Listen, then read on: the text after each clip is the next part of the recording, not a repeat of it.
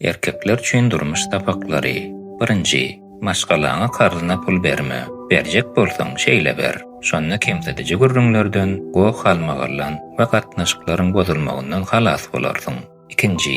Ejizlere hormat goý. Bu seniň hakyky ruhy güýjüňi we adamkärçilik mertebäni görkezýän esasy alamatdyr. 3. Hiç haçan oturan ýeriňden elleşip salamlaşma. Adamlara bolan hormatyň ownyk zatlarda görnýär. Ýeriňden turdygyň güýjüňi we ünsüň görkezdigiň. 4.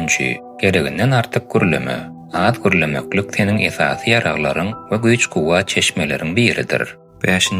Söz berdiňmi, sözüňde dur. Erkegiň sözü demirden hem berk bolmaly. Erkek lebzi bilen erkekdir. Ýadyňda bolsun. 6.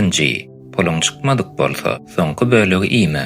Başgalaryň zähmetine, hatda şunuň ýaly ownyk zatlarda da hormat goý. 7.